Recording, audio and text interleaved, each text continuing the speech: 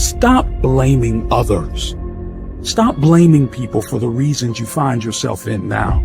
Stop blaming your situation. Stop blaming your parents. Stop blaming the government. Stop blaming your genetic. Stop blaming your finances. Stop blaming your past. Claw yourself back into the light.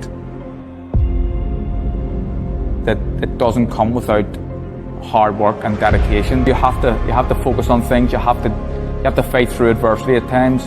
And for that year when I was 21, I certainly done that, and I'm reaping the rewards now.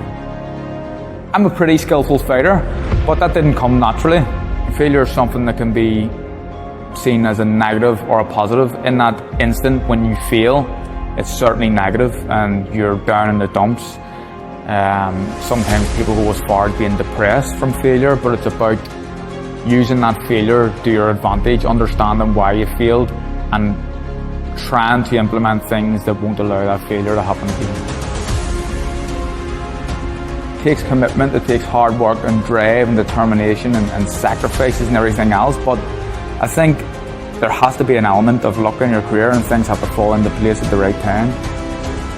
I suppose the more you train and the harder you work, the luckier you get sometimes, but things all have to fall into place at the right time.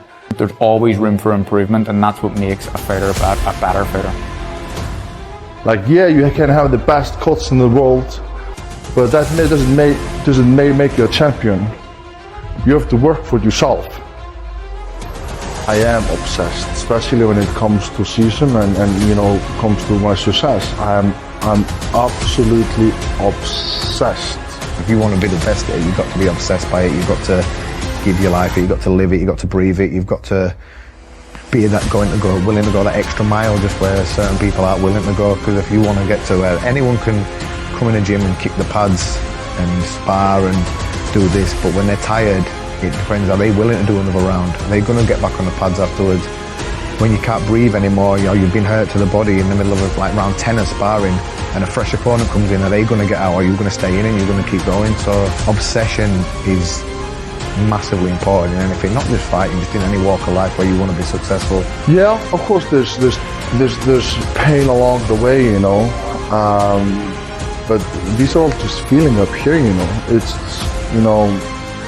how are you going to treat those feelings, what are you going to do about it?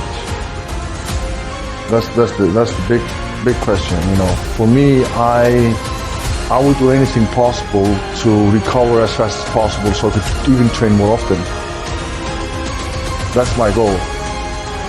The more you can train, the better you get. If I can train more than that guy, then I most likely on the long term will get much better than him. Losers always have an excuse. Everyone who loses or something, losers have excuses. You can sit around and wait for stuff to happen, or you can get out there and make things happen, and that is massively important in any walk of life. It doesn't matter who you are or what you do, you've got to get after it, you've got to chase it, you've got to make it happen yourself, because no one's going to get gifted to you. You're going to have to work for it, and those people who are working and those people who are just grinding and they are going the extra hour, doing the extra mile, they're the ones that are going to be at the top.